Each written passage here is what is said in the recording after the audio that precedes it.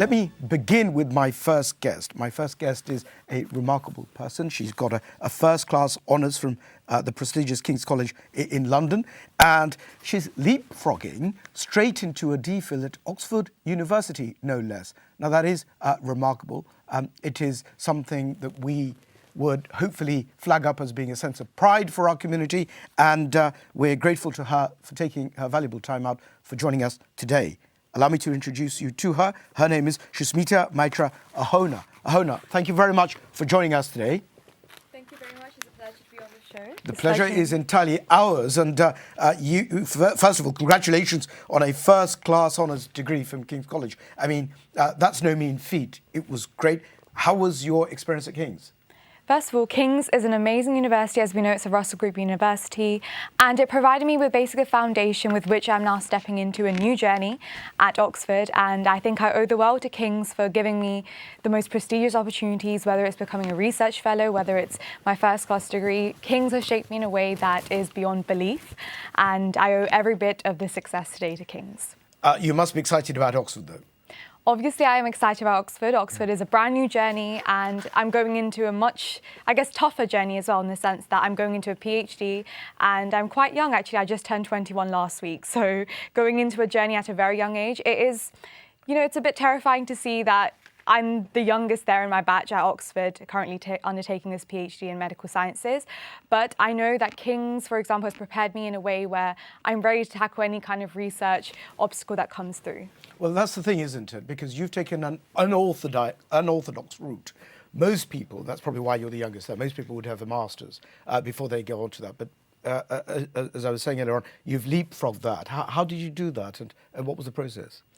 First of all, the process is rather difficult because, as you know, usually you need a master's to then step into a PhD, which is the conventional route to going into a PhD. In fact, my father himself, he did his master's and then went into a PhD. So the conventional route is as such, but to leapfrog and just go straight into a PhD, it requires a lot beyond your degree. So I studied biomedical engineering at King's.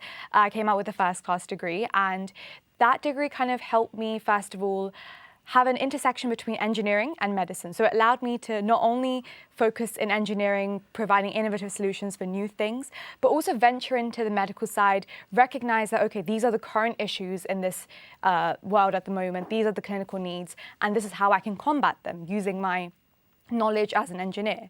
And King's provided me that foundation within my degree to go into medicine, which is why I'm now pursuing a PhD at Oxford in medical sciences. So I ventured into, let's say, less engineering, more hands-on wet lab work, but that kind of provided me the foundation to step into at least that medical field. And to go into a PhD without a master's, I needed something extra. So my third year bachelor's in engineering project was based upon cardiac fibrosis. And in the interview I had at Oxford, they saw it, I wrote bachelor's in engineering project, but they asked me, isn't this a master's thesis? And I looked at them and I said, unfortunately, no, I did just go above and beyond in my research project. So the interview at Oxford was probably the toughest interview I've ever sat. And they did kind of pick up very technicalities. They looked at me and said, this seems like a master's thesis, but we will try, nitpick all the bits and bobs in there. It was pure technicalities. They went firing question after question after question. I came well prepared. I was able to tackle questions which were beyond that kind of scope of cardiac fibrosis, where they wanted me to incorporate other things. So I managed that. And one thing that really helped me was the fact that I'm currently a research fellow at the Centre for Doctoral Training at King's and Imperial, which is like an intersection of engineering and medicine. And I work in smart medical imaging. And that allowed me to bring in some more research experience, which goes beyond anything what anyone may have done within their bachelor's degree. So by having that extra experience coupled with, I guess, the research experience that I've done at King's, it provided me enough information to sit in front of those examiners and say, yes, I know what's going on here. That's great. And obviously, it's a huge undertaking to actually go through that particular process, because as part of that process, it seems, from what I'm hearing, it's rather daunting. I mean, I was not as lucky enough to go to a university such as that, but it seems extremely daunting. What advice would you give to our viewers out there, the younger ones, who perhaps aspire to that, but sometimes feel that maybe I'm not good enough, or maybe it's going to be too tough? I appreciate that you're exceptional, but what kind of advice would you give them? First of all, you are never not good enough. I don't think that's ever saying, I thought I wasn't good enough for Oxford. I thought, I'm just a mere King's student. Why would Oxford take me?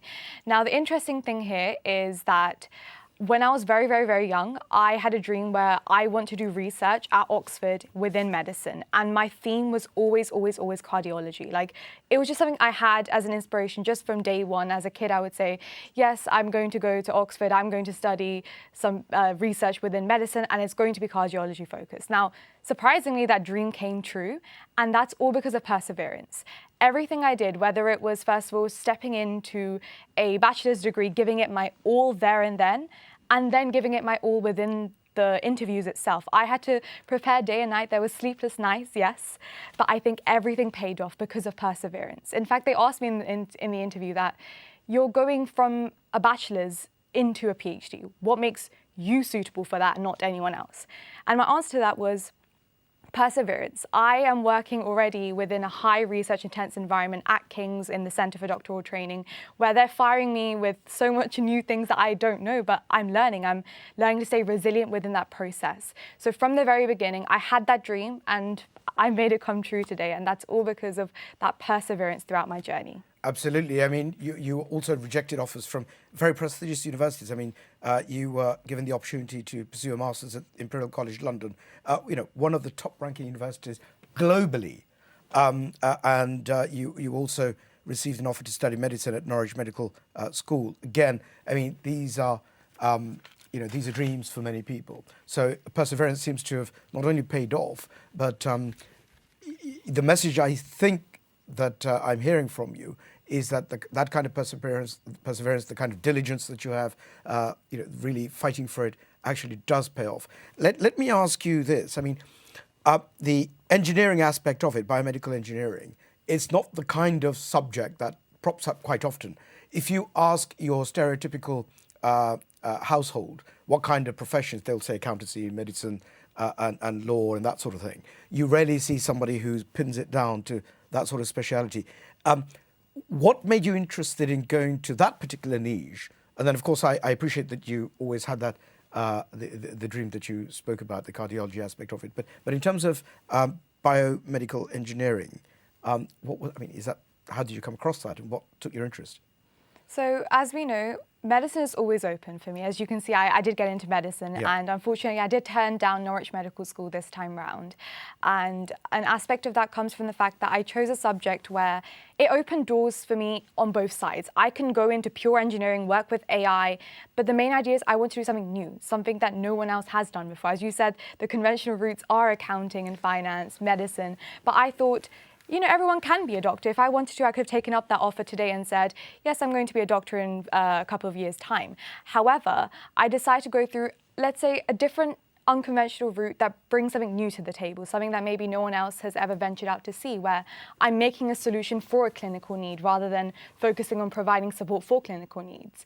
So I'm doing that in a different sense, and I believe that biomedical engineering provided me both doors to be opened, which is why I was able to apply for medicine and get in through the graduate route, also to go into Oxford and study within the research field of medicine. So it allowed me to open all doors, and then later on I can choose, which, as you've heard, I have chosen to go forward and study at Oxford. And one thing about it is, I think you mentioned turning down these offers. It hurts me quite a bit to say that, I worked really hard.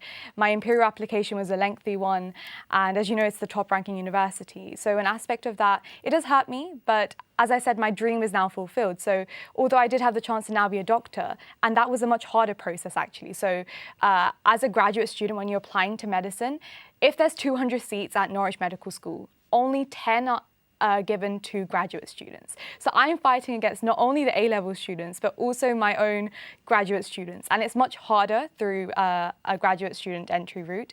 However, I made through that, and it's unfortunate to turn it down, but I know that there's something better I can do, in the sense that I can now go ahead and be involved in the clinical aspect and be a doctor, but I would never have that chance to sit at Oxford and say, today I'm going to do something new, which is, the people who created the coronavirus vaccine, the AstraZeneca, I'm working with them. So who knows, hopefully COVID doesn't come again, but if need be, I may be there working with them and making the new vaccine. So doing that kind of new thing that no one else has ever, looked out and ventured to do in the first place.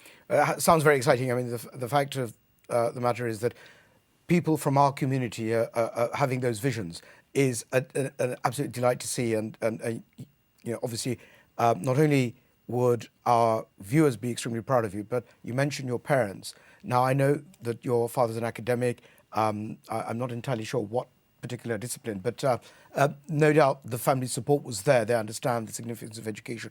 But within our community, not everybody is fortunate as you as to have academics within the family. A lot of our viewers, even those who have gone to university, they started off with very modest beginnings, not necessarily an educated family background.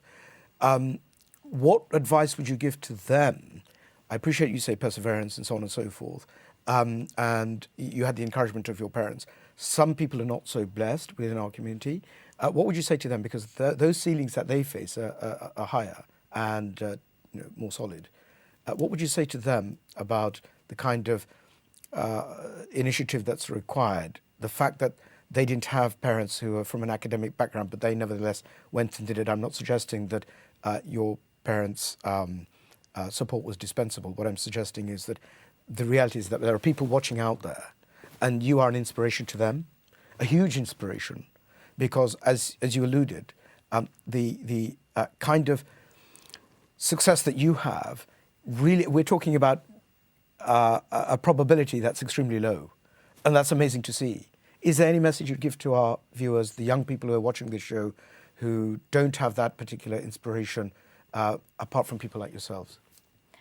First of all, for anyone watching this, I think I am blessed to have parents who supported me the entire way through. Now, having a father as an academic helped me to, I think, not in the academic sense, but it allowed me to see someone as an inspiration. So if people watching this take me as an inspiration, that's your first step. Find someone who's a role model and say, I want to be like them. Now, what's the process to get to I want to be like them? I would say, first of all, stepping stones. In order for me to even get to a PhD at Oxford, there were multiple other things I had to do first. Whether it was, first of all, I sat the 11 plus to get into a grammar school, and everything that I did at my grammar school, Southern High School for Girls, has shaped me in every single way. I have qualifications in public speaking, sports leaderships, and that's all because I focused on my time in that specific stepping stone. I looked and said, okay, currently I'm at my school, I need to focus on grabbing every opportunity that this school gives me so I can foster that in the future. And it did help me. Actually, in my Imperial application, I had to put down professional qualifications. And everything that I did at Southern High Grammar School for Girls was written on the application, and that's what got me in. So I do owe every bit of my success to them as well, but that's the first step for me. So I said between year 7 to year 10, focus is on extracurriculars, let's grab all those opportunities. Then came GCSEs, head down, focused. At one point, I had to give away all the distractions, but I think that was necessary to build up to GCSEs and having that mindset. That was my next stepping stone. I got all 9s, straight 9s. Then came A-levels. Then my focus was on, okay, I need to write personal statement. I took that as my next stepping stone. That, okay, I need to make sure I've gathered enough interest, enough books, enough reading so that when it comes to interviews, I can face them properly. So that was my next stepping stone. On and on and on, I came to the point where it's now my degree, and I said every single exam I'm going to sit within this degree, I cannot just get a 70, I'm aiming for a 90 or above. Don't ever settle for less. I think that's one thing I'm going to say, that you may be the first in your family, but you definitely won't be the last if you start to aim for the highest there is. So I never wanted to get 70% and get it first. I ended up with an 80% overall. And that's because I never wanted to settle for just a 70 and, just scrape a first. So that's all because I tried my best to always aim for high. And then I kept going. And as you can see, I never settled for less. And I knew that I want to go to Oxford, and here I am today. So my best advice would be, take it stepping stone by stepping stone. You may be young, you may be watching this and you're in year 7. As I said, I focused on grabbing extracurriculars at that point. Then you may be in university and watching this.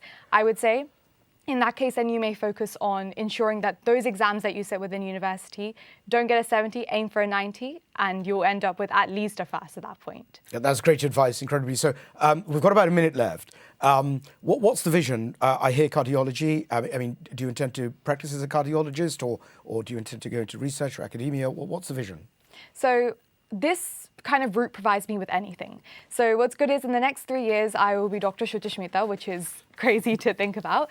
But that means that I will be qualified in pretty much any area within medical sciences. So I can go through postdoc positions, go back to King's, visit them, and take up a position there, or stay at Oxford, become a professor, go into teaching at Oxford, and at the same time, I can simultaneously also, within Oxford, I can take up some more research projects and become a principal investigator within cardiology. And maybe I may be the next person who finds out something new and implements it in a vaccine or some sort of clinical trials. But watch out for my name on the news. Well, absolutely. Watch out indeed, Shuchishmita. Look, only for time reasons, I'm going to have to stop you. And it's great to hear your story, your journey, and we wish you the very best of success. You are indeed an inspiration,